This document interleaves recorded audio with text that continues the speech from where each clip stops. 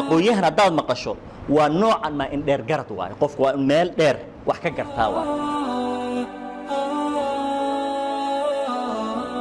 in dadku ay qabaa'il yihiin ma ceebba dabcan wax ay ka shaqeeyeen maaha ceebna ma ah marka dhaliisha ani waxay ila tahay inay meel kale jirto in la dhihi karo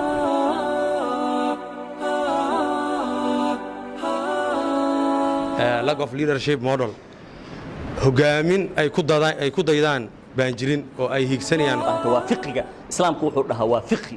marka majaal kasta waa looga baahan yahay aqoonyahan macrifada oo la bartay kaliya ma aha shaqan waayay buu leeyahay uu tahriibaya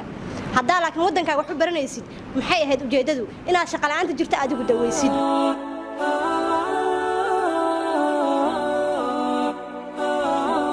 iyo aqoonyahankii arrimahan ka fikirayay yaa kaalintoodii gabay markaas eedda waxay u saariyeen dadweynaha waxaan rabaa fadlan qodobada laga hadlayo in la qodobeeyo waxaan xal u arkaa waa sidaas buug aan tixraacna male aqoonyahan kastaba professorkeen wuxuu qoramaa way han noqonin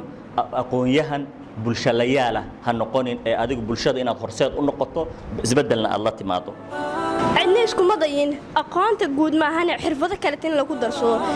waxay la mid tahay wasaaradda caafimaadka oo caafimaadka ka shaqayn weeday oo la yiraahdo maxay tahay dhibtu ay dhahaan dadkan duumay wada qabaan oo haday duuma wada qabaan adi maxaa lagu dhisay inaad duumada ka daaweyso soo ma ahayn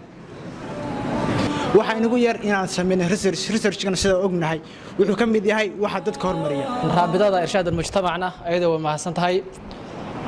magacaad ka fahmaysaa raabidada irshaad mujtamac oo ah doorkii laga rabay mustaqafka inay tahay dadkii waa la hayaa in dadka aqoonta laga soo saaro waxay ka qaadan kartaa doorka ugu muhiimsan in la badiyo barnaamijyada noocan oo kale ah waxaan u haystay aqoonyahanku inuu yahay qof aqoon leh darajo cilmi leh ama PhD ama master laakiin waxaan ogaaday maanta inaysan ahayn qofka noocaas ah laakiin inuu yahay qof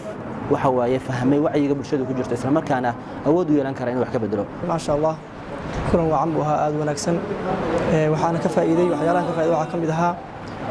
sifooyinka looga baahan yahay qofka aqoonyahanka ah iyo waxyaalaha loo baahan yahay inuu iska dhowro iska ilaaliyo farxad weyn bay u tahay dhammaan shacabka reer Boosaasood in dowladan lagu qabto magaaladan oo runtii ah magaalo Soomaaliyeed